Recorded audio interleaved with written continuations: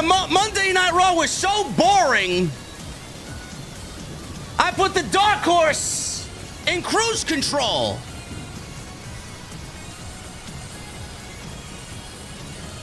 Oh my goodness, man. Monday Night bore from Riyadh. Thank God we're over with this bullshit. We could get back to the United States and, I don't know, maybe inject some life into this show.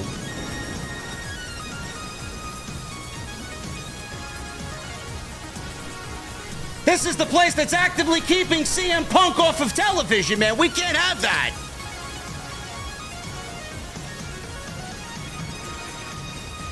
Survivor Series is coming up. Who's challenging Gunther for the World Heavyweight Championship? Who's challenging Liv Morgan for the Women's World Heavyweight Championship?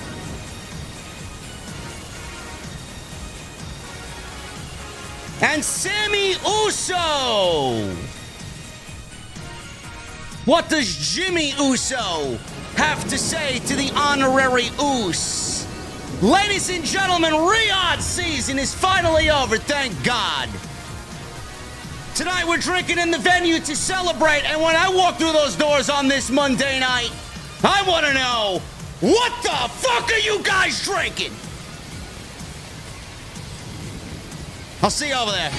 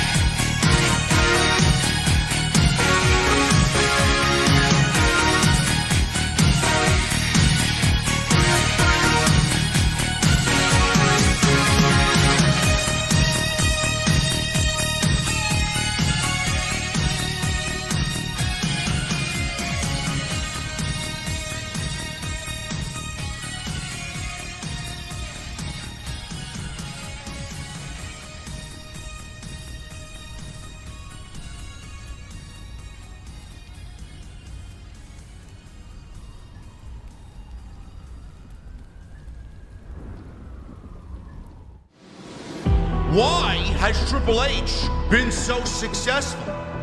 Why is Triple H running WWE better than Vince McMahon and Bruce Pritchard on Monday and Friday night? Long-term booking.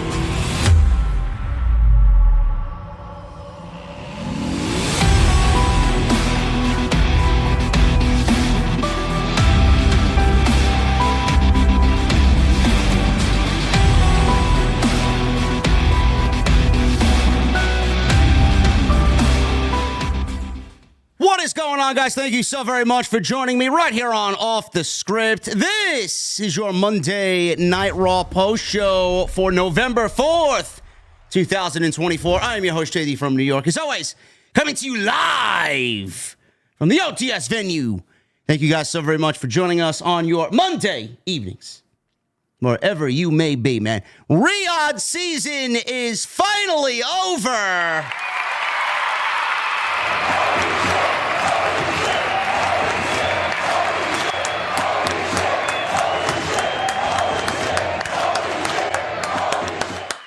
Oh, my goodness, man. We don't have to see Riyadh until May when we get the King of the Ring back on PLE, man.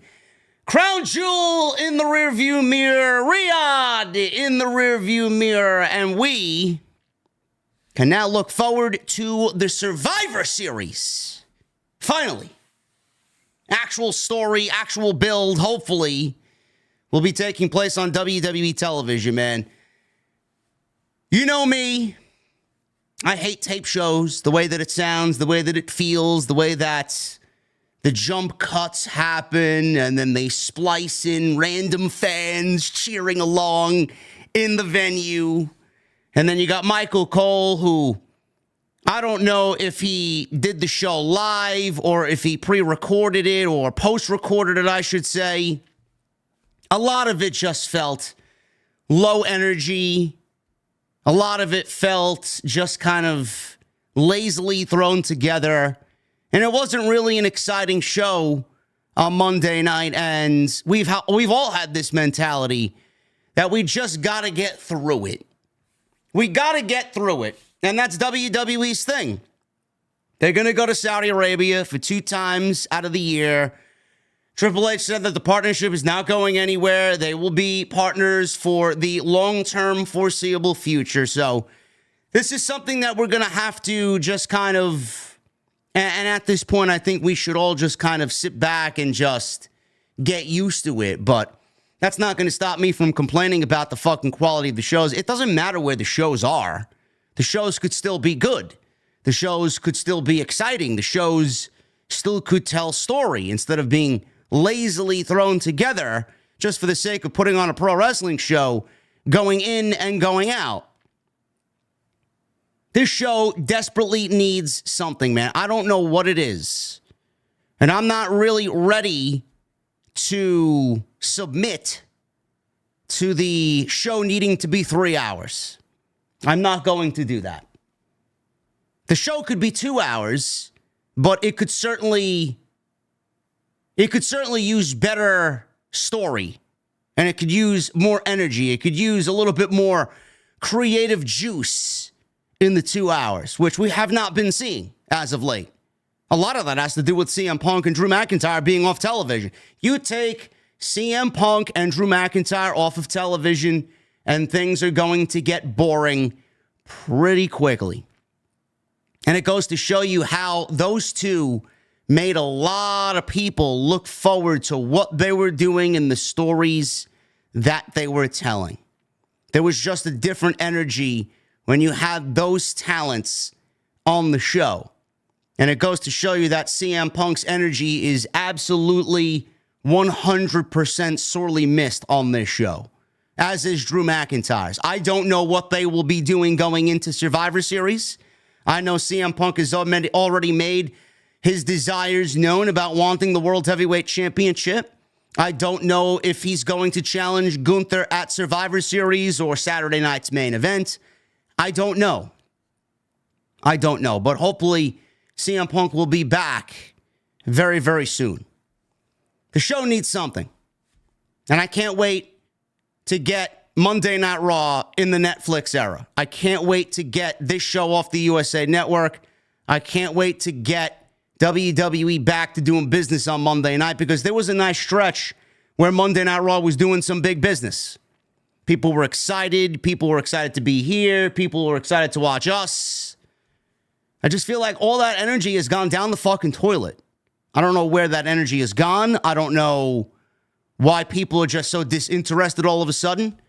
And I know that there are other things going on. Right now it's presidential week. It's election day tomorrow. So people are probably very worried about what's to come tomorrow.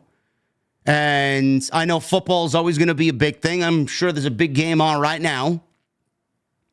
But WWE isn't really lighting the world on fire right now. They may be a hot ticket. Their tickets may be the most expensive ticket in town to go watch them live. But they are really, right now, not doing anything creatively to get people excited. That's a problem. And a lot of people are always saying, oh, JD's so hard on AEW for their creative. Why isn't he as hard on WWE? I have been. I always have been. And I will continue to be hard on them. Their creative right now is not very good. We're going to need more than just the Bloodline.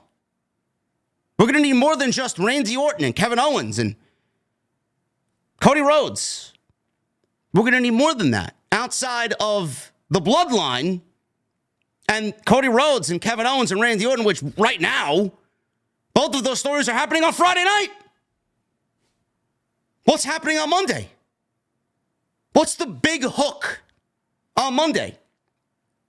Does anybody know? The big hook on Monday is the storyline that's happening on Friday. The big hook on Monday is the Bloodline. Sami Zayn, Jey Uso, Jimmy Uso. That's the big hook. Like, I get it. I understand that that's the biggest storyline in the company. But what are we getting excited about on Monday?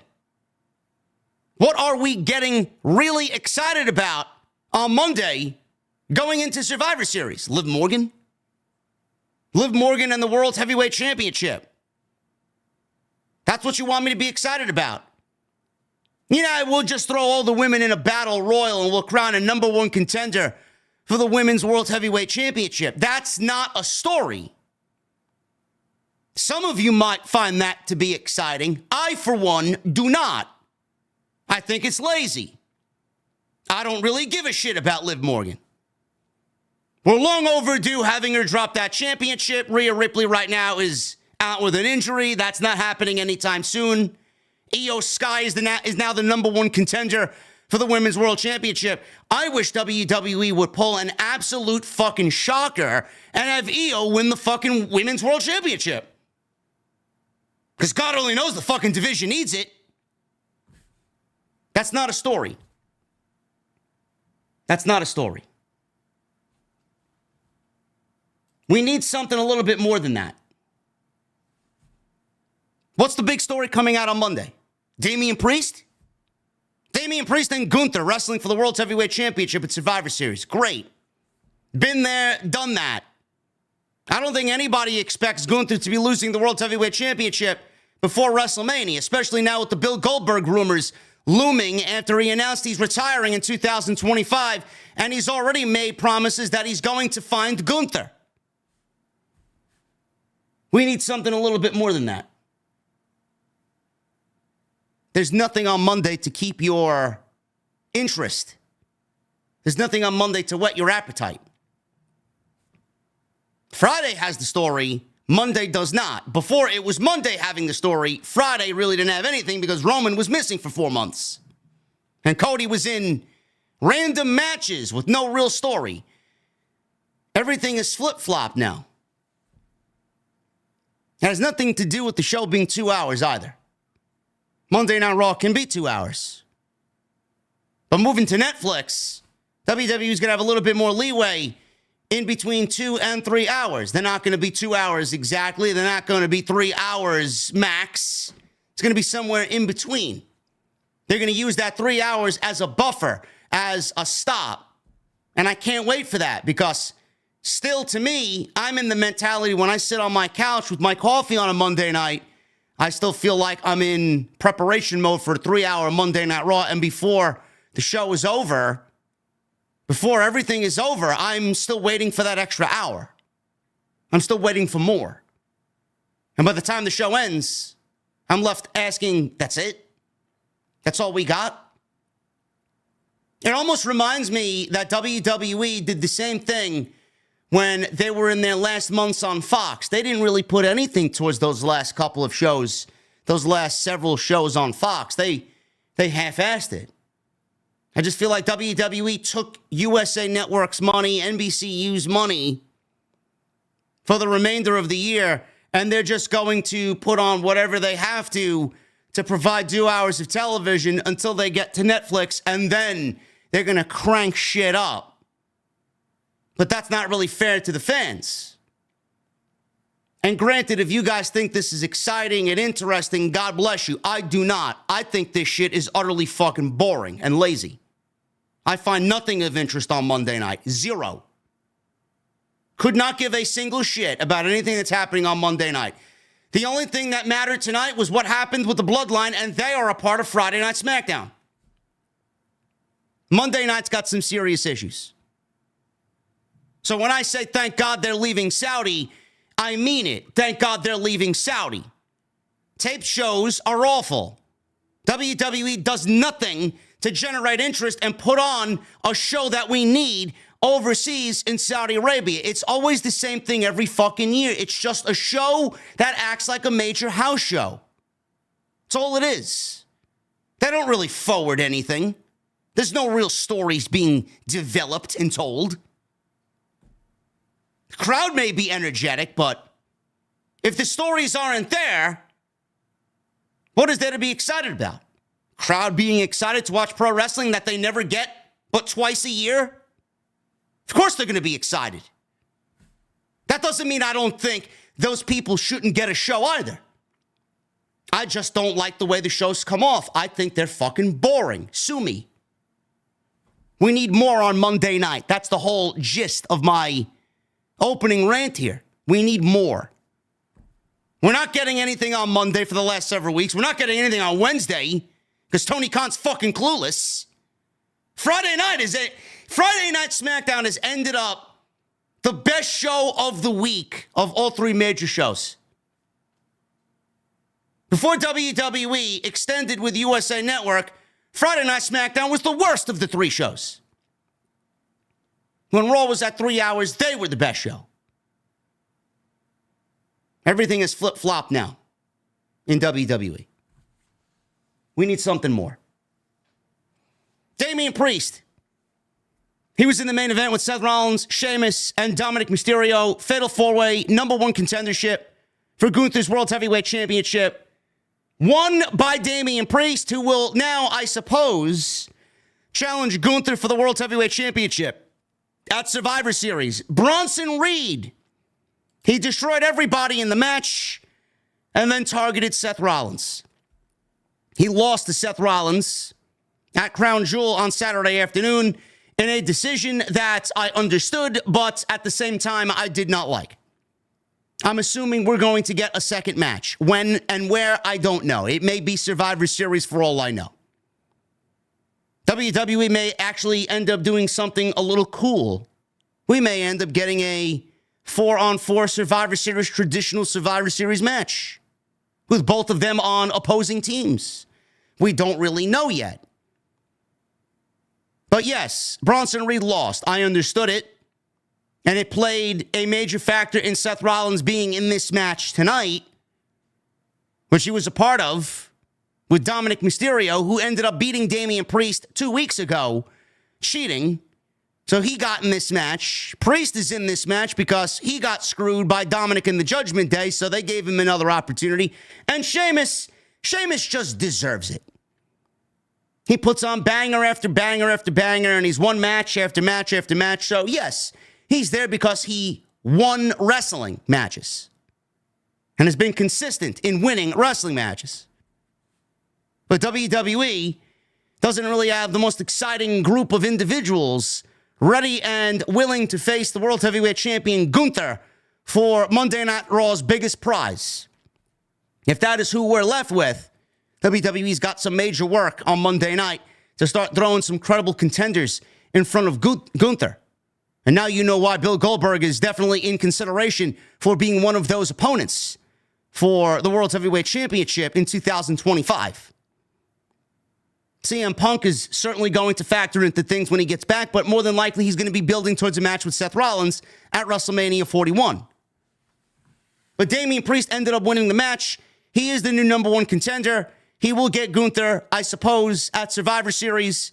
It is a harmless match to do at the Survivor Series where everybody will be looking for the Bloodline versus Bloodline inside the War Games match. It is a innocent enough match to do on the undercard for Survivor Series without really having it be too important and having it be too weak. It's right in the middle. Bronson Reed, like I said, took out Seth Rollins. He's more than likely going to get his rematch and hopefully his win back over Seth Rollins. And then maybe we'll get a match #3 at Saturday night's main event before we move both guys on to whatever they have to do going into the Royal Rumble and WrestleMania season. So that was the main event. Priest is now the number one contender. Sami Zayn, he showed up tonight, easily the best part of the show.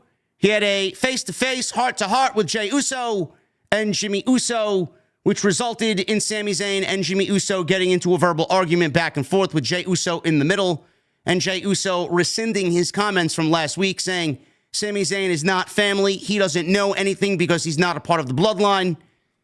To this week, saying that Sami Zayn is absolutely family. He may not be blood, but he is family more than anything, and he is Sami Uso.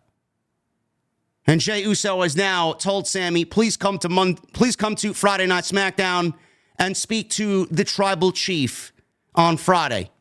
Let's all hash this out on Friday Night SmackDown. So it will be Sami Zayn, Jimmy Uso, Jey Uso, and Roman Reigns all sitting down together to discuss what happened at Crown Jewel, where Sami Zayn accidentally gave Roman Reigns the haluva kick after a mistimed situation with Solo Sikoa.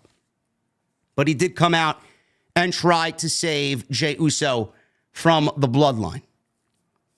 So I thought that was a great segment. And like I said, Sami brings a level of emotion to the story and to the show that nobody else can really go out there and duplicate. And Liv Morgan. Liv Morgan is the Women's World Champion. She's also the first ever Women's Crown Jewel Champion. She had that big, fancy, gaudy, ugly ring on. And WWE is parading her around with the ring. Cody Rhodes, I'm assuming, will do the same thing on Friday night. She needs a number one contender. And she was gloating that she is the greatest women's champion of all time. She's not. Nowhere even close to that accolade as Liv Morgan. But Bianca Belair was in the building. And she had a problem with Liv Morgan calling herself the best on Monday night, when Bianca Belair herself is the longest reigning Raw Women's Champion of all time. So she's out there, and she had a problem with what Liv Morgan said. And Jade Cargill was right there behind her. And Liv Morgan tonight has started to plant the seeds that Jade Cargill and Bianca Belair eventually will not be on the same page, because Jade Cargill looks at herself at being better than everything or over everything compared to Bianca Belair. And WWE needed a new number one contender for the Women's Championship because Rhea Ripley is going to be out for several months with a broken orbital bone. So WWE had a battle royal to determine a new number one contender. And at the same time, WWE is planting seeds for a Liv Morgan and Raquel Rodriguez tag team against Jade Cargill and Bianca Belair for the Women's Tag Team Championships. I don't know exactly where this is all going, but the one big thing is that WWE is slowly planting the seeds of a Jade Cargill and Bianca Belair split, which I hope comes sooner rather than later. And that was basically Monday Night Raw. That was basically Monday Night Raw in a nutshell. We'll talk about how all of this came about. We'll break everything down right here on the Monday Night Raw post show. We are live on YouTube. We are live on Twitch. Thank you guys very much for all of your supports. We, right now, on Twitch, we are 21 followers away from 11,000 followers. So if you guys are over on the YouTube side of things, and you do have a Twitch account, you might not know that I have a Twitch account. If you have not followed me on Twitch, I would really appreciate every one of you to do so. I'd love to hit 11,000 tonight. For my YouTube peeps, thank you very much, man. We got 1,500 plus in here on a Monday night. People still filing on in. Make sure you guys get those thumbs up in. Strive for 750 likes. That is the goal tonight for YouTube. 750 likes on the stream. If we can do that, I would really appreciate it. Follow me on social media at JD from NY206. Twitter, Instagram, TikTok, Cameo. Make sure you guys go and check out all of the other content on the channel. There's plenty of it. Had a busy week last week. We ended the week off with the Crown Jewel post. If you guys missed that, it's on the homepage. Go and check it out. We're live tonight, obviously, on YouTube and Twitch. TNT, Tuesday Night Titans, will not be live tomorrow. The Solid Monster and I are taking the week off. We will be back next week, next Tuesday, and we should ride it out for most of the Tuesdays remaining in 2024. I think -1 because I'm doing something, but we will ride it out up until the end of the year. Our regular night, our regular time, no commercial interruptions at all. We're taking the night off tomorrow because everybody and their mother's going to be watching the election results. I probably will be doing the same thing with a nice glass of whiskey. Not that I give a shit who wins. I don't even vote. That's how much I don't give a shit.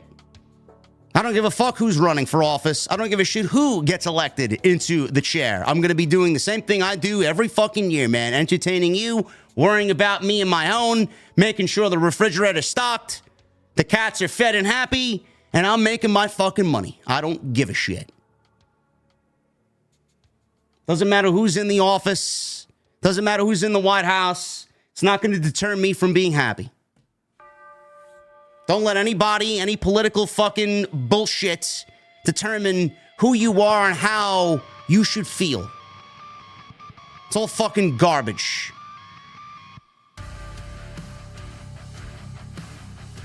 Make sure you guys check out my sponsor for tonight's show, Blue Chew. BlueChew.com, code JD at checkout. Make sure you guys don't go limp like Monday Night Raw has been the last several weeks. You got to be more like SmackDown. Entertaining, thriving. Code JD at checkout, BlueChew.com. Courtesy of the podcast, get your free sample on me today. Code JD, BlueChew.com.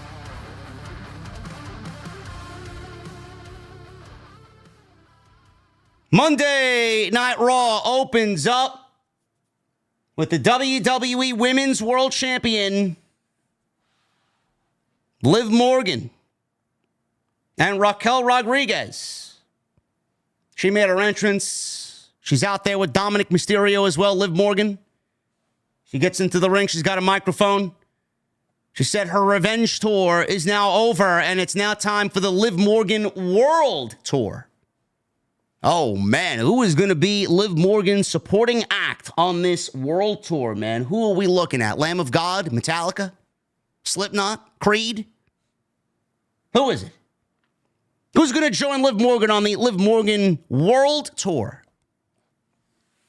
She said last week she defeated Tiffany Stratton and then took out Rhea Ripley for the third time. She said she made sure this time she'll be gone for a very, very, very, very long time.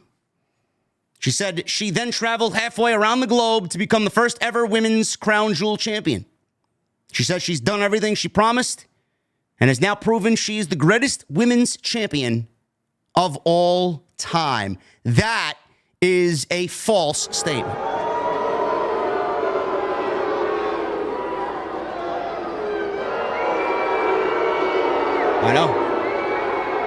I know. I get that she's the heel, but that is a ridiculous statement to be made. She is not the greatest women's champion of all time. Not even close. How could you be the greatest of all time after the display of match that you got on Saturday afternoon with Nia Jax? You can't.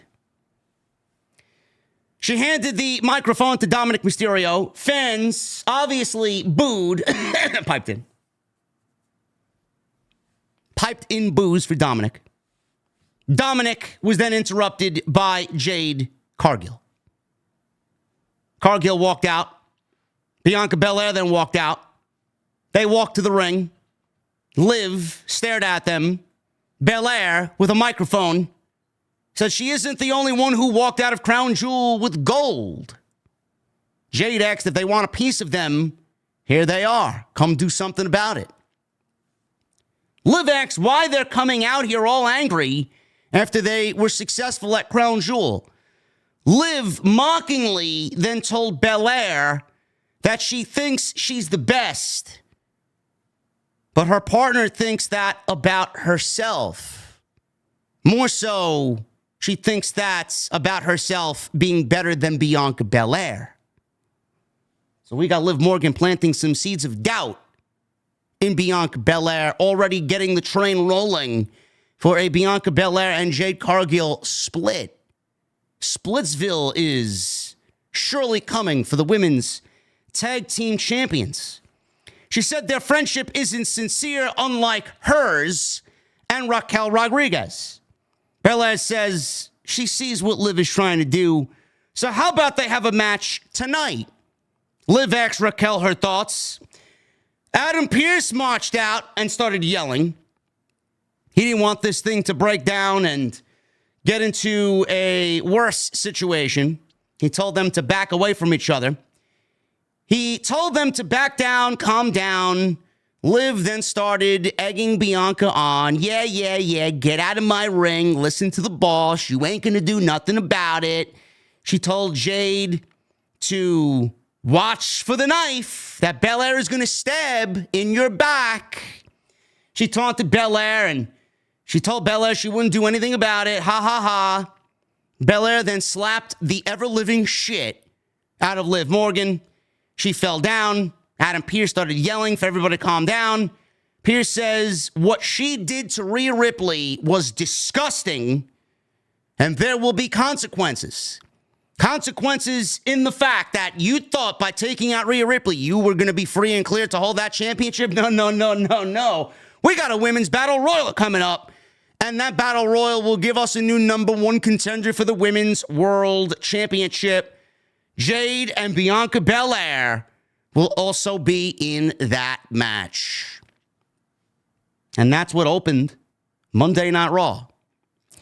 So the only thing to take away from the opening segment here is that Liv Morgan has planted seeds that we've already assumed were going to be coming. We didn't know when, we still don't know when, and we don't know where that knife is going to come. That knife in the back to Bianca Belair. It could be Jade to Bianca, for all we know. I don't know.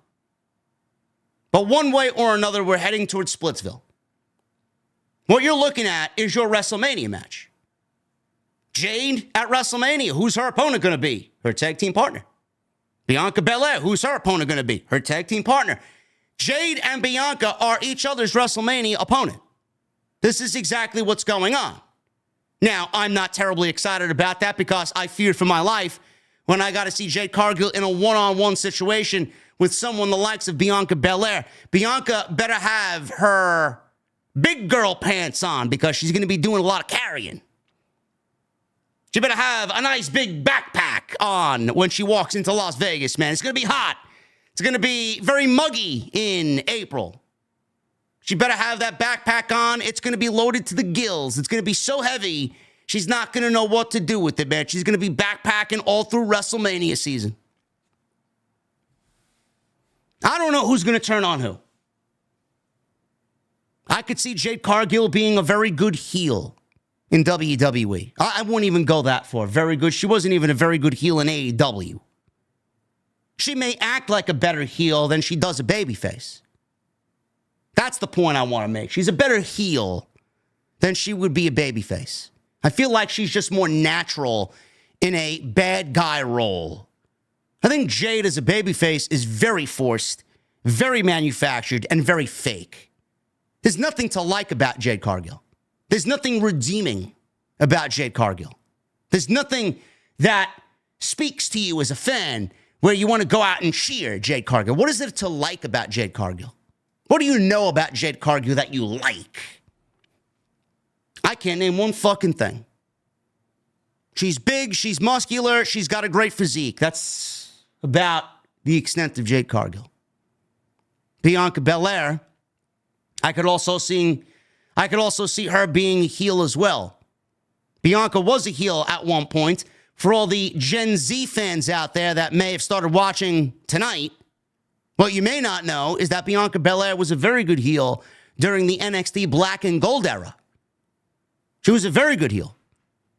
Are we going to get that Bianca Belair? I don't know. I look at Bianca Belair as the John Cena of the women's division. She's all over the place. She does PR, she does interviews, she's a role model and a superhero to so many little girls all across the world. I cannot see WWE just saying, you know what, let's go and change everything about Bianca and make her a heel. I just can't see them doing that without any severe repercussions. So it might be Jade stabbing the knife in Bianca's back instead of the other way around, though I think Bianca Belair could absolutely use a facelift, use something to change. A heel turn would benefit her immensely. But I do think that out of the two, who would play the better heel, I would probably say Jade Cargill. I think it just fits her a little bit more naturally, and there's a lot more upside, there's a lot more equity, there's a lot more investment on Bianca Belair beating Jade Cargill when this is all said and done. I don't know. We'll see what happens, but that is definitely the direction in which they're going. And Liv Morgan planted those seeds tonight. Now, I don't know what the whole deal is with Liv Morgan and Raquel Rodriguez against Bianca Belair and Jade Cargill. I don't know where they're going with that. That just seems completely out of left field. Unless they're going to use Liv Morgan to basically facilitate the breakup. Is that where they're going? But we got the Battle Royal. Battle Royal opened the show. Liv Morgan and Raquel watched from the ringside area next to the commentary table, who was Michael Cole and Corey Graves. There was no Joe Tessitore and no Wade Barrett tonight. In this Battle Royal, we had Katana Chance, Kaden Carter, Isla Dawn, Sonya Deville, Natalya, Maxine Dupree, Shayna Baszler, Ivy Nile, Zelina Vega, Lyra, Valkyria, Alba Fire. Basically all of Monday Night Raw. Nobody in this list of women, except for Lyra and Io. Io and Kyrie were in there as well. I don't know why I didn't write them down. Lyra and Io were the only two women in this entire Battle Royal that were top champion contenders. So we go to commercial break after about 3 minutes of this Battle Royal. We end up, I'm not going to go over the eliminations. Nobody gives a shit. We end up with Kyrie getting eliminated. So one half of Damage Control was eliminated and Io was still involved. Jade and Bianca eliminated Shayna and Sonya, and they were yelling down at Liv. So it came down to Lyra, Valkyria, Io Sky, Bianca Belair, and Jade Cargill. So Jade and Bianca had a stare down at each other and teased an exchange. Io and Lyra were basically down, and it was Bianca and Jade in the middle of the ring standing tall. So they had a stare down. They teased an exchange. Every woman for himself. Raquel yanked Belair by the braid and tried to eliminate her by holding on to her hair. So there's no DQs here. There's no rules. So no matter what happens here, there's nothing that anybody can do about it. So Jade came to Belair's aid. Liv Morgan then leapt onto the ring apron and pulled Bianca and Jade over the top rope. And both were eliminated. So we're down to Io and Lyra, which I believe is a rematch of the semifinals of the Queen of the Ring tournament. Fans chanted, "You suck." Belair and Jade chased Liv and Raquel away. Kyrie and Lyra, they were in the ring. They battled on the ring apron. Sky gave Lyra a German suplex on her head, and Lyra fell to the floor. Both feet hit the floor, and Io wins the Battle Royal. She's now the new number one contender for the Women's World Championship. I thought the overall Battle Royal was fucking garbage. But the winner here in EO, you can't shit and can't be upset over the fact that Io Sky is now the new number one contender for the Women's World Championship. Now, I don't know what WWE's plans are for the Survivor Series. I don't. WWE could basically do what they always do and save these matches for the go-home show in Vancouver the Monday before Saturday's Survivor Series, which I'm assuming they will, at least for the women. Now, WWE typically has a men's and a women's War Games.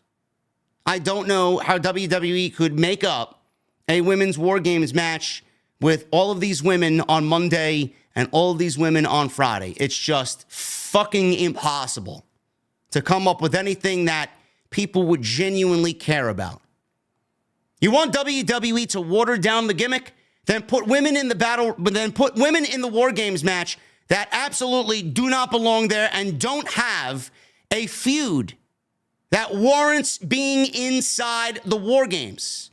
We can't take random people and put them in the War Games without there be some sort of development or ongoing issue, months long of an issue. We can't do it. At that point, you're just wasting the match to basically do it because you have to do it because the men have one and the women have to have one too. There's nobody on the main roster that anybody is genuinely interested in seeing inside of War Games. Zero. Don't care who that upsets. There's no major women's feud on the main roster that warrants or deserves a War Games match. I have stated, if you want to do one War Games match, the Bloodline obviously is it. We do not need a women's War Games match this year. We don't. The likelihood of that happening is very slim. But there was news today that WWE has a major announcement on Wednesday. Ava, the NXT general manager from NXT, has a major announcement that will be made at the ECW Arena, 2300 Arena on Wednesday, when NXT invades Philadelphia. What is that major announcement going to be? Well, if you look at the NXT 10-woman tag team match that we're getting, you could see what I'm about to tell you. WWE might not have a women's War Games match on the main roster, but they certainly have a women's War Games match ready and possibly waiting for them via the NXT women. Now, if you want to make a statement and you really want to showcase why the NXT women's division is the greatest women's division on the entire planet, then you go and do that and make that decision on Wednesday.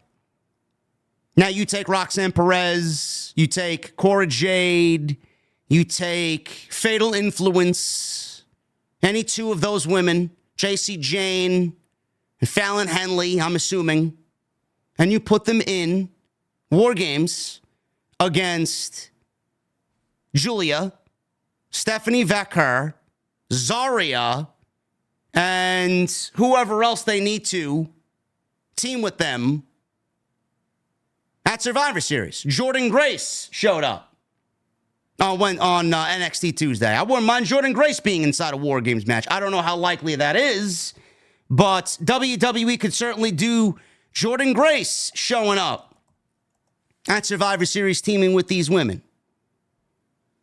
I think that would be a great way to get everybody involved. The women's War Games match is going to happen. It's just not going to happen on the main roster. It's going to happen via NXT. That's what I think is going to happen. So we get all these women inside War Games, and I think that's exactly how it's going to play out. WWE could do something with the women on the main roster if they want to do a traditional Survivor Series match, but the fact that a War Games match needs to happen, no, it doesn't. No, it doesn't. So we'll see what happens on Wednesday. But I do think that is exactly where we're going with that. And that is what I think WWE, if they need to do a War Games match, that's probably where they want to go. So we'll see what happens. And they do have Deadline coming up. Yes, NXT Deadline, which is their year-end pay-per-view. We could definitely see something like that. Maybe we get all those women inside the NXT Deadline match for Roxanne Perez's Women's Championship. That could also be the announcement as well. But I like the War Games announcement a lot better. So we'll see what happens on Wednesday. But Io is now the number one contender. Io and Liv, I would absolutely pull the trigger. I don't know what WWE's thinking. I don't know where they're going. I would shock everybody. Because I know everybody's like, oh, well, Liv Morgan's got to drop the title to Rhea Ripley. This is the second time this year that Rhea Ripley has been injured. I don't even know where she got injured. The only thing I can think of is the last time that she was in the ring. It might have been at Bad Blood. I'm not really sure. Might have happened at one of the random Raws following Bad Blood. It might have been, from what I went back and watched, it might have been one of Liv's code breakers or one of Liv's oblivions that gave Rhea Ripley a broken orbital bone. I don't know where or when, but people are telling me that it could be a 2 or 3 month absence for Rhea Ripley. It's pretty shitty. Now, I know that Rhea Ripley is supposed to win that championship from Liv Morgan, and that's the way the story's supposed to come to an end. Sure. But are we going to have Liv Morgan on Monday night holding the championship hostage until Rhea Ripley gets back healthy? I don't want that to be the WrestleMania match. I did not anticipate that being the WrestleMania match, nor should it be the WrestleMania match. I said either Saturday night's main event or Monday Night Raw Netflix debut. WrestleMania is dragging it out all the way till the end of April, Easter. To do what? Take the title off Liv when we should be taking the title off Liv now. If Rhea is not able to do it in the next 2 or 3 months, then we move on to someone else that should. The division and the belt are not going to do any good being on Liv Morgan if Rhea Ripley is going to be out for 3 months. Somebody else needs to step in, and a drastic decision needs to be made. I would like to spice things up, to be quite honest with you. Io Sky seems like the right decision to me. New Day. They were interviewed by Kathy Kelly. Xavier Woods said that they should have won the number one contenders match last week, and they would have if Chad Gable didn't interfere. Kingston raised his eyebrow at the comment because it wasn't Chad Gable who caused them to lose. The New Day fucked up. They got problems, and their problems continue to be major. Kingston said the War Raiders didn't win straight up, and it didn't go down the way Woods wanted. Woods and Kingston are there, and Woods said Kingston dropped the ball because he's the one that got beat. Kofi Kingston suggested he watch the tape. Kofi Kingston gave Xavier Woods the ball to run with it and call his own plays, and Kofi would follow along. He did exactly that, and Xavier Woods blew it last week. They argued. All of a sudden, we see the feed cut to a Wyatt 6 video. Uncle Howdy and Bo Dallas. We see Miz strapped to a chair with his mouth duct taped. And he's wearing an Uncle Howdy mask. Bo Dallas removed the mask to reveal the Miz kidnapped. Looked like a scene out of Hannibal Lecter. Miz says they wanted Final Testament. I can give you Final Testament. I am not in Final Testament. You want Final Testament. Dallas, who was not dressed as Uncle Howdy, who was just there as Bo Dallas, showed his face and told Miz, no, we don't want Final Testament. You were the one we wanted. Dallas told Miz he could crawl on his belly through thorns and thistles for all the pain he has inflicted on others over the years as he begged and pleaded for mercy until he returned to the ground to become dust. For dust you are, and to dust you will return.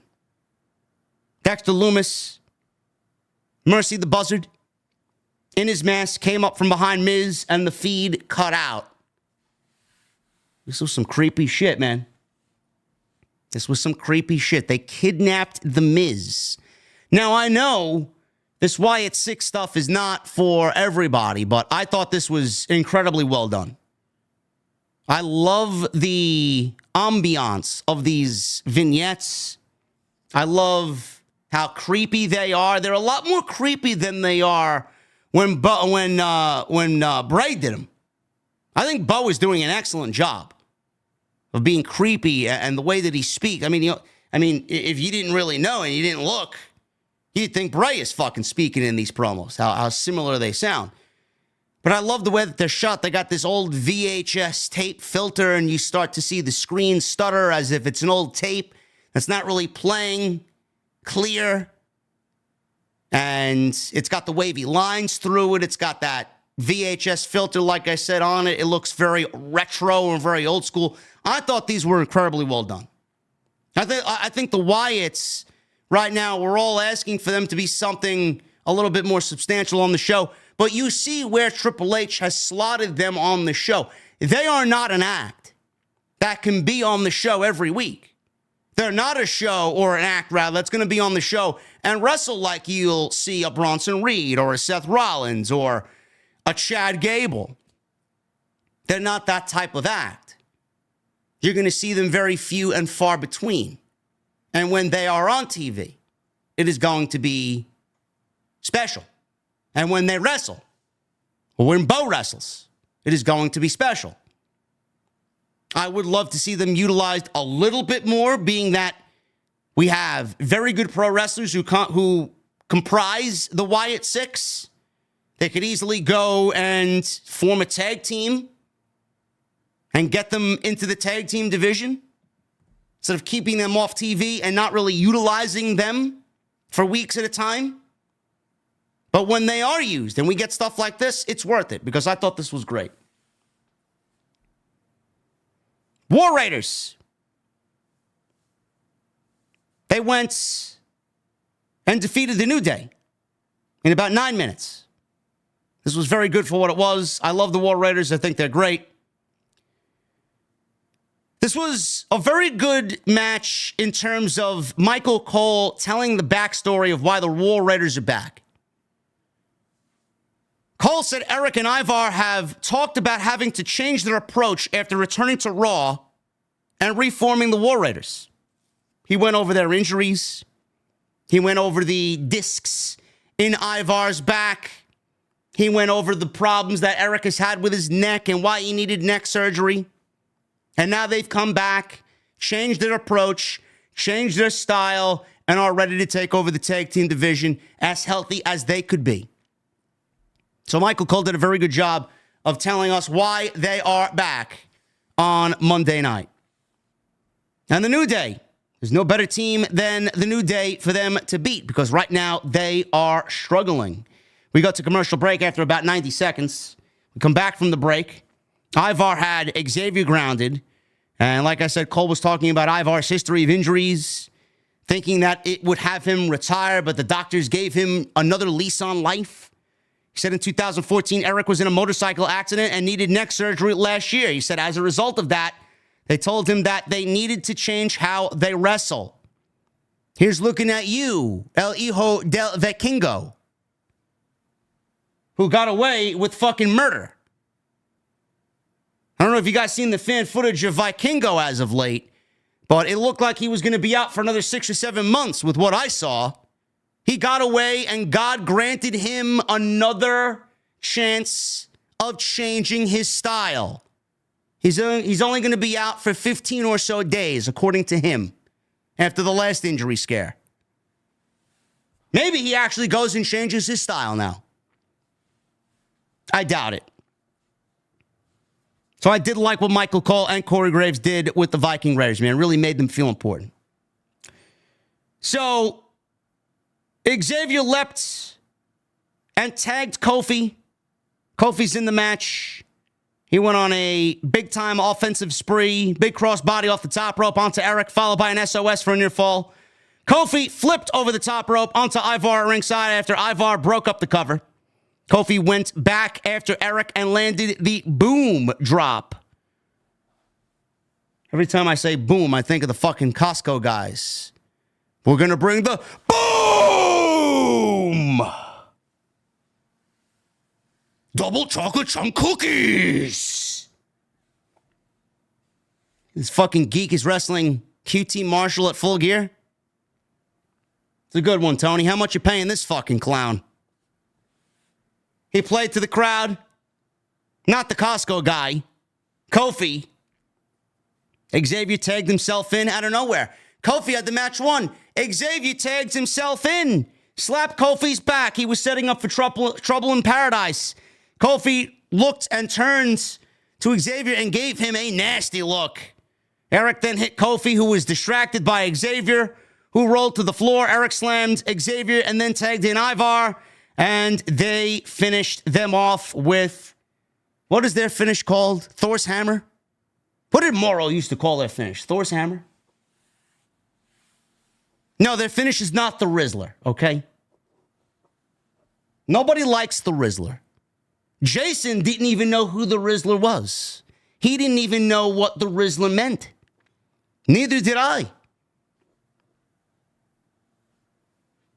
War Raiders win with their finish, and Trouble in Paradise continues. See what I did there? Trouble in Paradise for the New Day. This year marks 10 years of the New Day, man. Are we getting Big E? Are we getting a breakup? What are we getting? I don't know. Maybe come Survivor Series, there is no more New Day. Sami Zayn. Sami Zayn. He made his entrance.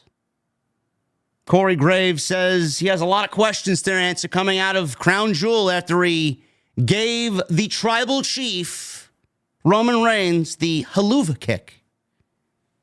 We saw a clip of Sami's role at Crown Jewel versus the Bloodline.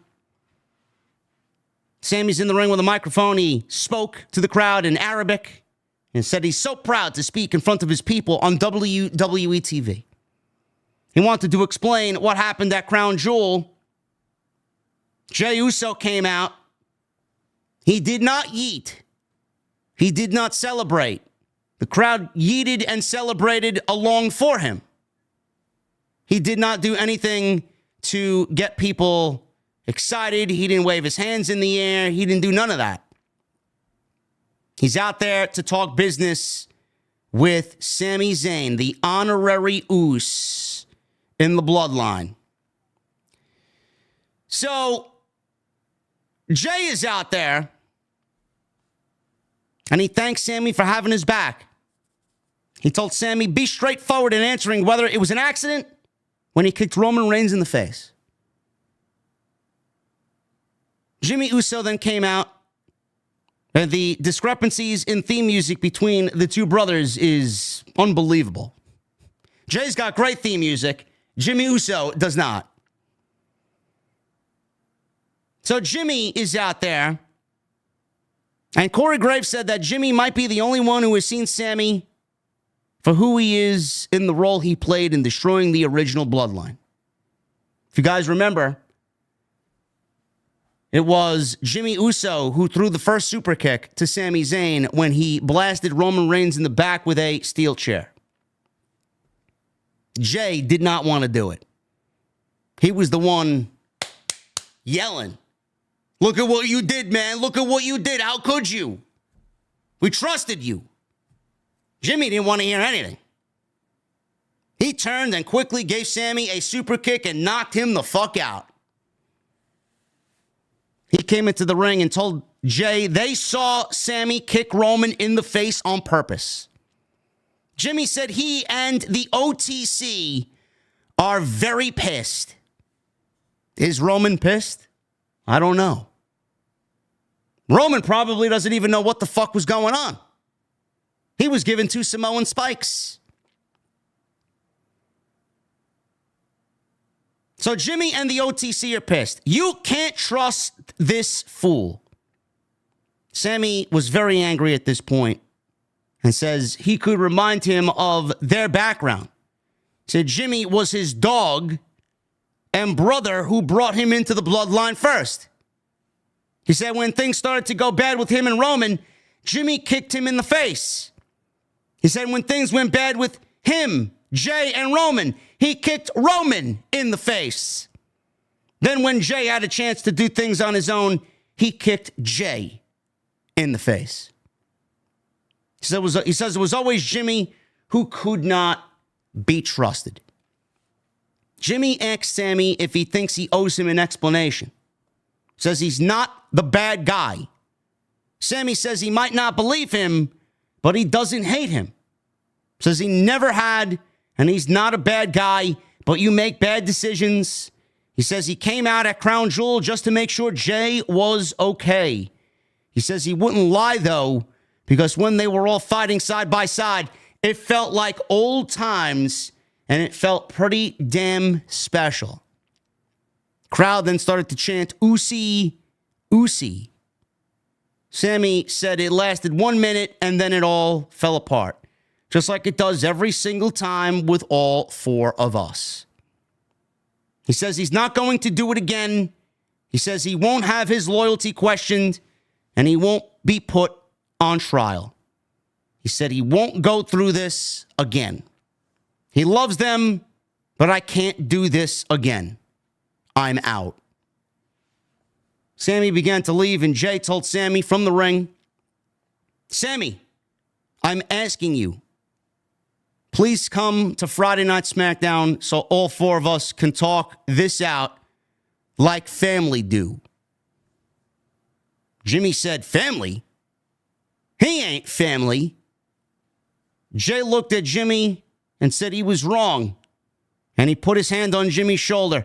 Just because he's not blood related, that don't mean he ain't family. He is family.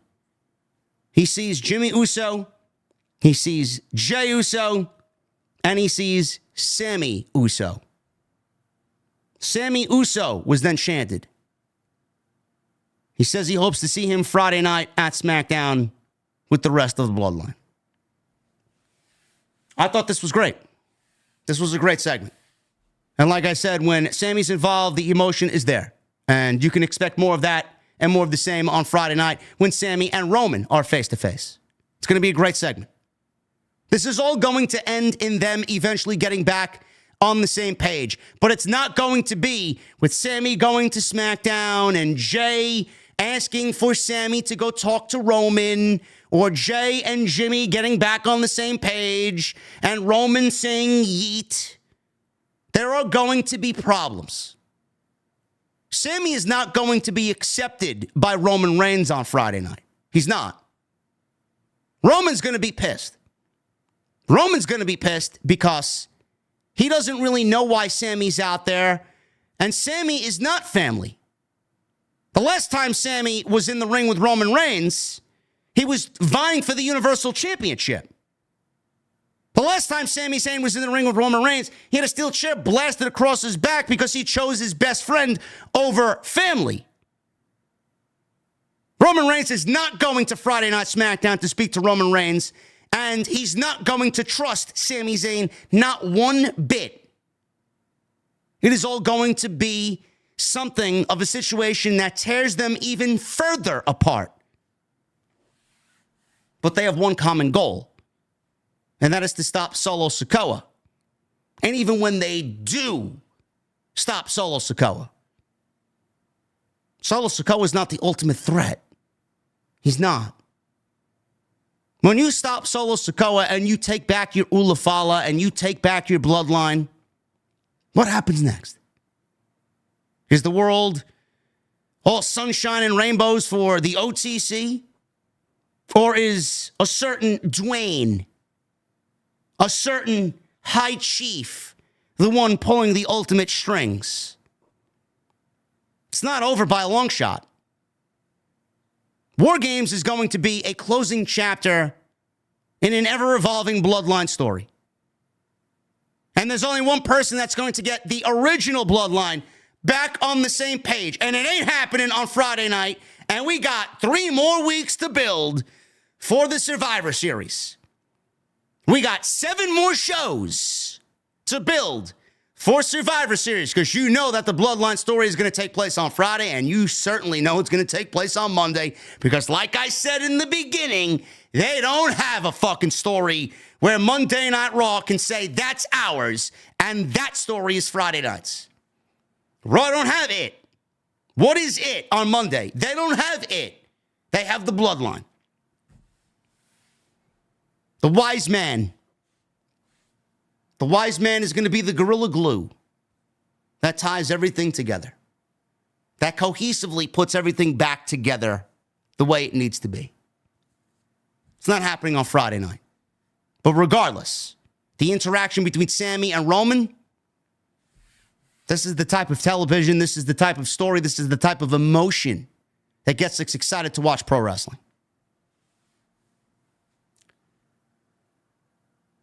WWE announced that the Raw and SmackDown during WrestleMania season,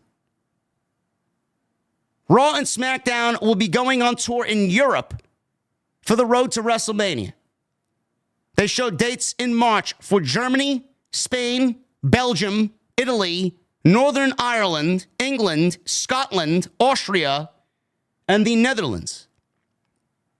Now, WWE did announce that they will be taking the road to WrestleMania to Europe before they get back to the United States and basically have most of the month of April to build for those last shows. Now, I don't know when the Elimination Chamber is going to be. WWE could certainly be building towards the Elimination Chamber. I see a lot of discourse on social media in regards to, oh, no, WWE is doing all these taped shows going into WrestleMania. WWE has the Elimination Chamber. And I'm going to look that up right now. I believe that's happening in the United Kingdom, if I'm not mistaken. Elimination Chamber.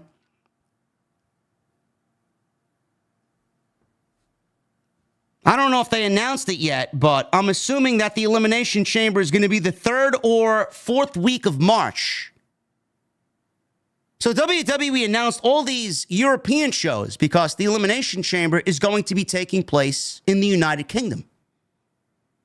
Everybody was like, oh no, WWE is going to be doing tape shows on the road to WrestleMania, and the results are going to be leaked online, and there's not going to be any surprises. Well, good thing WWE is going to have a ton of shows right before WrestleMania where all of them will be live here in the United States. WWE will have things that are probably going to be shaped out for WrestleMania, but the Elimination Chamber is the reason why WWE is doing this WrestleMania tour, because the Elimination Chamber is on the road to WrestleMania. Everybody was freaking out. I don't give a shit about the Elimination Chamber. I give a shit about WrestleMania. The Elimination Chamber is just a way to get one of the championship matches determined for WrestleMania. Nothing about WrestleMania or the build to WrestleMania is going to be ruined, because after the Elimination Chamber, we still got 5 weeks to go before WrestleMania in Las Vegas. And I don't understand why people are freaking out. Sure, there will be spoilers. Don't be online. Sure, there will be spoilers. Don't go actively seeking them like I do. I didn't know what happened on tonight's show. I watched going in blind. And those crowds, Italy, Scotland, Ireland, the United Kingdom, I mean, these are going to be lively as fuck crowds. It's a win-win for WWE. Man, they're taking international to the next level. WWE usually does the European tour after WrestleMania. Looks like they sped things up to have it happen before WrestleMania. They may even go back after WrestleMania. We don't know. It's going to be interesting to see, but The Elimination Chamber is the reason why WWE's got all those blocks of shows happening in the early section of March. Nothing to be too concerned about. Moving on. Seth Rollins. He was interviewed by Jackie Redmond. And he was victorious over Bronson Reed. Seth Rollins was outside the stadium, talked about his fight against Bronson Reed, which earned him a spot in tonight's main event. Duh. He says it's his resume that earned him a spot in that match. He said Reed is as advertised. He says he gave him all he had. He got up and he asked for more. He says he and Reed will do that dance again. He said now, though, he has gold on his mind. He said 3 of the very best in the world and Dominik Mysterio are going to fight for a shot at the world title. And he closed with his catchphrase. He's a revolutionary. He is Seth freaking Rollins. Checking the chat here, guys. Let's see what's going on in the live stream chat. Super chats are open. Get them on in. We'll hang out at the end of the show as always. 1,800 people in here on a Monday night for this show. Not bad. Not bad. 500 likes. 533 likes to be exact. We need another 200 to get to the goal of 750. If you guys want to do that, I would really appreciate it. Dragon Lee. He went one-on-one with Chad Gable. This was a very good TV match. 12 minutes. Everybody's wondering what WWE's doing with Chad Gable. I can tell you exactly what WWE needs to do with Chad Gable, and that's get him the fuck off of Monday Night Raw. There was a little bit of comedy early on with Dragon Lee snapping Gable's singlet against his body. A couple of comical hijinks here. They would end up on the apron. Gable gave him a back body drop off the apron to the floor. We go to a commercial break. After the break, Dragon Lee gave, which, by the way, the back body drop on the floor from Gable to Dragon Lee looked like it fucking sucked. Dragon Lee got massive air on the back body drop. So much so that Michael Cole didn't even think he was alive. Dragon Lee gave Gable a double foot stomp after the commercial break off the top rope. Gable gave him an overhead suplex into the corner. Dragon Lee super kicked Gable in the face. Gable was upside down on the middle rope. Hit a drop kick in the corner for a 2. Both guys exchanged forearms until Dragon Lee hits a German suplex. Gable no-sold it. Hits a German suplex of his own. Dragon Lee no-sold it. They traded counters until Gable hit consecutive German suplexes. Chaos Theory. Dragon Lee came back with a Liger bomb. He goes for recovery, gets a 2 count. Gable suplex Dragon Lee off the top. Hits a cliffhanger DDT. Gable tried a cover with his feet on the rope, but Vega knocked his feet off the rope. Niall went after Vega, who has been feuding with Zelina for a little bit. Put her in a Dragon Sleeper. Rey Mysterio walked out to check on Vega. Gable tried to attack him and remove his mask, but Dragon Lee hit Operation Dragon for the 1, 2, 3. I thought this was probably the best match of the entire night. Be honest with you.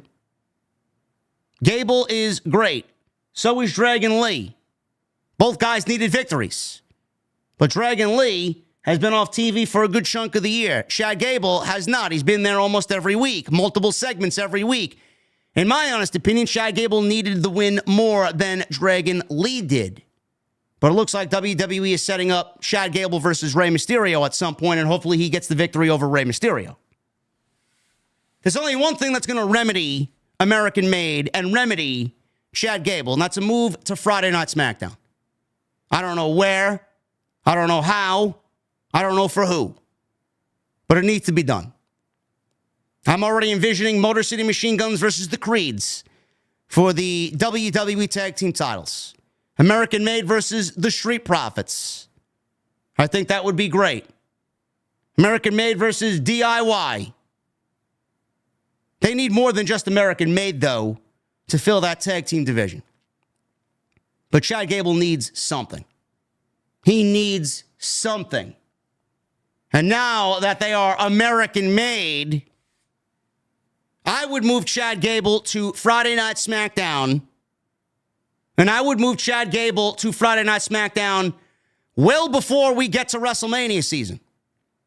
And I would have Chad Gable, American-made Chad Gable, challenge for the United States Championship and LA Knight at WrestleMania. Where else are we going with the United States Championship? I think that would be fantastic. Chad Gable versus LA Knight.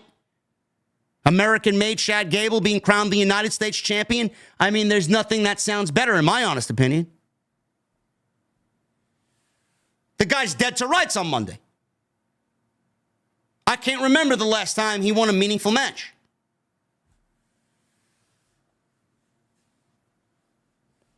Dragon Lee wins. Gunther. He was interviewed, and he had with him Ludwig Kaiser. Jackie Redmond asked Gunther about Cody Rhodes beating him to become Crown Jewel champion. Ludwig Kaiser took exception to the question, but Gunther says, no. It was okay. Cody deserved to win. He said whoever wins tonight will be a tougher challenger for him. He looked at Kaiser when he brought up Sheamus. Weren't you supposed to take care of Ludwig, or Sheamus, rather? He looked at Ludwig Kaiser. Weren't you supposed to take care of Sheamus? Yeah, how'd that go, huh? Yeah, he's still around. Thanks. Kaiser looked away because he knew Gunther was throwing it in his face that he was a failure. Gunther said after Saturday's result, it's on him to do better. We both have to do better. Kaiser winced. He knew Gunther was mad. And Gunther came off kind of humbled. He came off kind of gracious that Cody beat him fair and square, that Damian Priest is going to be a tougher challenger than Cody Rhodes is. Gunther's a little bit behind the eight ball. He needs a little bit of a momentum boost. He knows he needs to get back to his winning ways, and I'm sure he will. Main event. Dominik Mysterio, Damian Priest, Sheamus, and Seth Rollins. This is a number one contenders match for Gunther's World Heavyweight Championship. Now, the reason why all these guys are here, if you guys missed my opening statements at the beginning of the show, Damian Priest got robbed in a number one contenders match against Dominik Mysterio last week. Dominik cheated with the help of the Judgment Day. So Dominik, even though he was the number one contender for about 7 days, Adam Pearce made the decision to say, nah, fuck that. You're going to get a redo, and so is Damian Priest, because that's not going to fly while I'm the GM. So that's why they're here. Seth Rollins beat Bronson Reed. Plus, Rollins said it's on his resume that he's a previous world champion multiple times. So what he's brought to the table is credibility to the match. And Sheamus, banger after banger after banger. We don't really need to explain why Sheamus is there. So that's why all four guys are there. Bell rings. Dominik tried to escape the other guys, but Sheamus caught him. And both Priest and Rollins watched as he delivered 10 beats of Bodhrán over Dominik's chest. They all watched with glee. Very happy. So Rollins said, you know what? I had enough. He sneaks up from behind Damian Priest and tries for a shock roll-up for a 2. Rollins wiped out Sheamus and Priest simultaneously with a suicide dive, hit one on Dom. And we go into a commercial break with Dominik Mysterio in control. Believe it or not. So, during the break, we saw what happened when we came back from the commercial. He shoved Rollins off the top rope to the outside and shoved Sheamus into the ringside steps. Dominik hits Priest with the tornado DDT for a 2. He started talking trash as he punched Priest. Priest fired up. He got angered. And he comes back at Dominik. Big corner elbow, some strikes, a big flatliner. Sheamus gets back into the action. Backbreakers to Priest, Rollins, Dom. Crowd chanted for Sheamus as he hit Dominik with a diving knee drop. Rollins broke up the cover and Priest clotheslined him. And we go to a second commercial break. Another break here. How can I get invested in who's the number one contender when there's 2 fucking commercial breaks? Sheamus and Priest exchange strikes until Sheamus hits a white noise for a 2. Dominik set up Sheamus for a 619. Sheamus hit him with a power slam. Sheamus went for a brogue kick, but Rollins knocked him out of the ring with a knee strike. Rollins then gave Dom a pedigree, which was awful. Rollins delivers an awful, awful looking pedigree. Awful. He goes for a cover. He did not go for a cover. Hits the pedigree, does not go for a cover. Rollins then sets up for the curb stomp instead. But his attention turned to one Bronson Reed, who just shows up out of nowhere. He's not even in the match. He attacks Sheamus and Priest outside the ring. Rollins sees this. He goes after Reed. Reed clotheslined him and cleared the announce table. Priest and Sheamus attacked Reed, who rolled into the ring. Reed fought off both men. He delivered Death Valley drivers to both guys. Reed hit tsunamis on Sheamus and Damian Priest as Dominik is watching with glee. Happy as happy could be on the outside. Reed then rolls back to the outside and then puts Rollins through the announce table as he jumps off of the barricade and delivers a tsunami through Rollins and through the table. Great sound when the table broke with Bronson Reed's massive carcass going through it. Dominik waited until Reed left to take advantage. He hit Sheamus with a frog splash. Priest barely broke up the cover.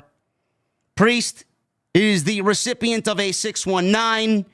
Dominik hits the 619. He goes for a frog splash. Priest caught him out of midair and caught him in the South of Heaven chokeslam. Last-ditch effort. And Damian Priest slowly goes over, puts his arm over Dominik. 1, 2, 3. And Damian Priest is the new number 1 contender for the World Heavyweight Championship. Gunther entered the ring after the match was over. They had a stare down with Priest looking at the World Heavyweight Championship, and that's the way the show came to a close. I think, honestly, after everything that we've seen on television, I don't think it was a surprise to see Damian Priest win this match and become the number 1 contender. Dominik was not challenging for the World Heavyweight Championship. Coming out of Crown Jewel, you saw exactly what was going to happen. Seth Rollins got the victory over Bronson Reed. Bronson Reed got up after 3 curb stomps. He asked for more. We all knew that he was going to show up and lay waste to Seth Rollins for revenge. So that took him out of the match. Sheamus was the only option. And Sheamus right now, I would not put him in world title contention. I would continue to build Sheamus looking strong. I would continue to build Sheamus getting victories over anybody he can. Maybe people other than Ludwig Kaiser. I would start to build Sheamus up, get him ready, get the ball rolling on him, going into WrestleMania season to challenge Braun Breaker and win the Intercontinental Championship at WrestleMania, giving Sheamus that WrestleMania moment, giving him that title that he's never won in WWE. That's what needs to be. So outside of all that, the only guy left that made any sense was Damian Priest. He was the only one that made any sense. And we all know that he's not going to win. Finn Balor seemingly still has an issue with Damian Priest. Is he going to get involved? Is Goldberg going to get involved? I don't know. But that's the way Monday Night Raw went off the air. Again, nothing super substantial. Nothing uber important. They moved a couple of their chess pieces on the board forward towards Survivor Series with no real excitement behind it. Hopefully when they get into Buffalo, New York next week, that there will be a different type of energy, a different sense of urgency potentially on the way to Survivor Series. We'll be live on Friday for SmackDown. We got the Bloodline saga playing out over there. What's going to be on the Survivor Series card with Cody and Randy and KO. So we got things cooking on Friday night, not so much on Monday night. But thank you guys very much for all your support. Thank you guys for following me on Twitch. We are now 8 followers away from 11,000 followers on Twitch, man. So if you guys want to go follow me on the Purple Snake, I would really appreciate that. I thought the Chamber was going to be taking place in the United Kingdom. Twitch is saying that it's going to be taking place in Canada. Is that confirmed? I don't think anything is confirmed yet. We'll see. Is it Toronto? Okay. Good. I love Toronto. I've never been, but I'd love to go. I hear you guys got a great bar scene over there.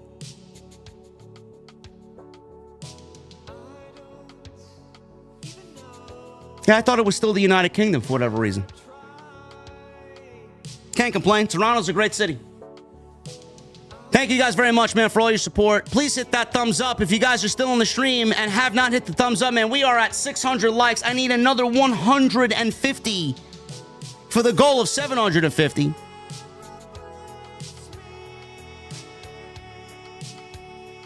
Follow me on social media at JD from NY206, Twitter, Instagram, TikTok, and Cameo. Hit that subscribe button down below on this channel. If you guys are on Twitch, please hit that follow button. A subscribe on Twitch goes a long way as well. Go check out all the other content on the channel. There is plenty of content on the channel. Live streams. Monday, Tuesday Night Titans. Wednesdays, Dynamite. Which I don't know what I'm doing this Wednesday. Am I doing both NXT and AEW, or am I doing AEW Thursday and NXT Wednesday? I don't know. I do not know yet. We will figure it out together. But tonight's show is sponsored by my great friends over at Blue Chew. Does Blue Chew work is what I always get. If you're asking that question, we want to know that Blue Chew is putting their money where their mouth is by giving you 1 month free. Yes, it does work because they're giving you 1 month free courtesy of the podcast. Blue Chew is a unique online service that provides the same active ingredients as Viagra and Cialis, but it comes in a chewable tablet. A chewable tablet that's made in the USA, prepared in the USA, and shipped directly to you, right to your front door. Best part, it's all done online. No doctor's office visits, no awkward conversations with strangers, no waiting in line at the pharmacy. I hate that. Man, oh man. Going to the fucking pharmacy, man, you got the old hag behind you. Will you hurry up? I gotta get my husband's penicillin.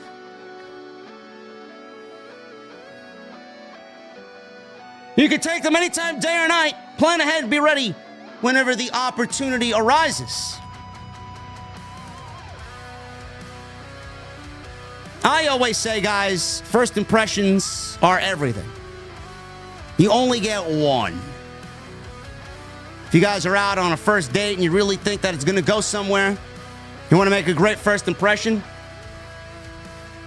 you're going to tag in Blue Chew, man. It's going to be you and Blue Chew, man. Tag team champions. Or if you want to make a lasting impression with that same person that you met for the first time, or shit, if you've been in a relationship for quite a while and you want to make a lasting impression, man, Blue Chew, where it's at, right there. Gives you that extra confidence when it counts the most. Code JD at checkout. BlueChew.com. Get 1 month free courtesy of the podcast. Code JD. Make sure you guys go check them out. And I want to thank them for once again sponsoring the show right here on Off the Script.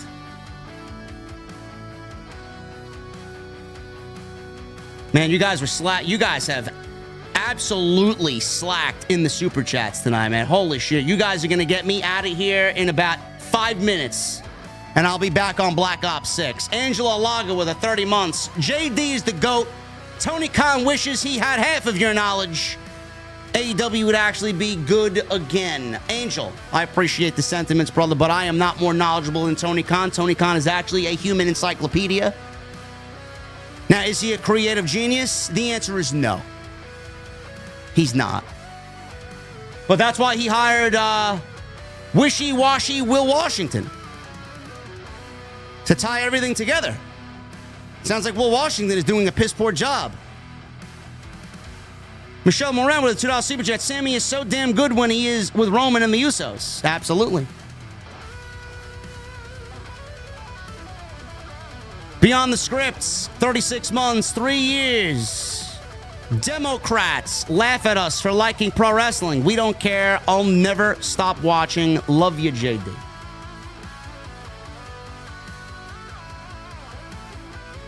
Tribal Chief with a $2 Super Chat. EO needs to win the Women's World Championship. OTS for life, pal.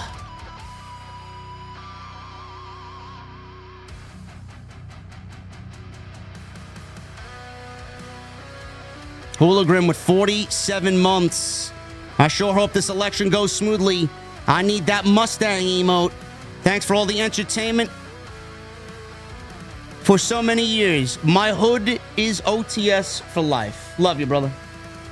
Thank you, man.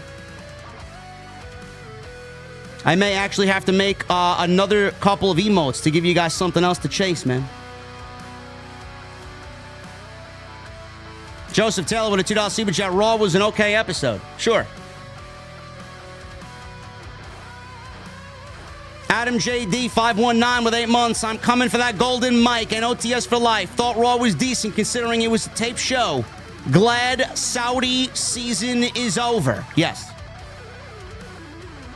Absolutely. Black Wolf Inc. with a $2 Super Chat. Looks like Sami will be full-blown oos after all. Well, let's see what Roman has to say on Friday night. I don't think it's going to be so oozy for Sami come Friday. Triple M. I don't know what game to grind. I'm bored of D2 and already bored of BO6. I just need a Monster Hunter. I just need Monster Hunter Wilds. Hope you have a good week, JD. Triple M, did you see that Bungie is giving out fucking dungeon grenade launchers for free? They're giving away an Envious Arsenal and bait and switch roll for free. Like, do I even need to grind the dungeon anymore? Kind of. I still need Icebreaker. But man, I want Cascade. I want that Cascade point roll with bait and switch. Which is better? My Destiny 2 geeks out there, what's better? Cascade point, bait and switch, or Envious Arsenal and bait and switch on that new grenade launcher from the dungeon? I don't know. I'll be on tomorrow, brother. I gotta do my run. So if you're gonna be around. Black Wolf Inc. with a $5 Super Chat. JD, I have a good reason why Seth won the match. He has lost all his PLE matches this year. At least Bronson Reed had an immediate rebound from said loss. What are you talking about? Seth won on Saturday. Seth won on Saturday. He beat Bronson Reed at the PLE. James Gender with 10 months. What's Kevin Owens going to think about Sami Zayn associating himself with the Bloodline again? I don't know. We may see something on Friday, but I think Kevin Owens has got his focus on Cody and Randy.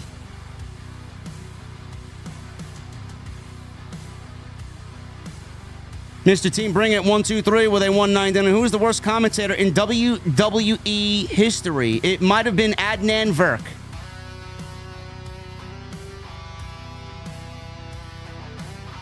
Learning Tree Jericho 8131 with a $10 Super Chat. Undertaker went on his podcast to call out wrestlers who don't draw and complain on Twitter about getting criticized. Dax, Janela, Family Dollar, and all the rest can kick rocks. The GOAT has your back. Well, fuck Dax, fuck Janela, and fuck Top Dollar. I don't give a fuck. All three of them can't draw a fucking dime.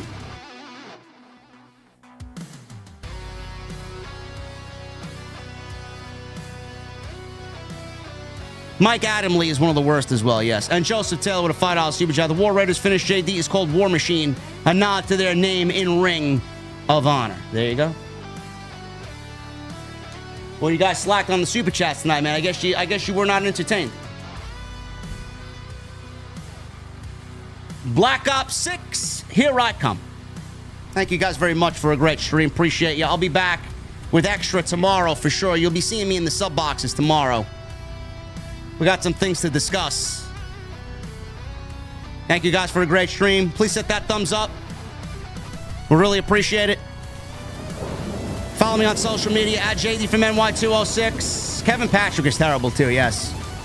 At JD from NY206, Twitter, Instagram, TikTok, and Cameo. Hit that subscribe button down below. Turn on the bell for notifications.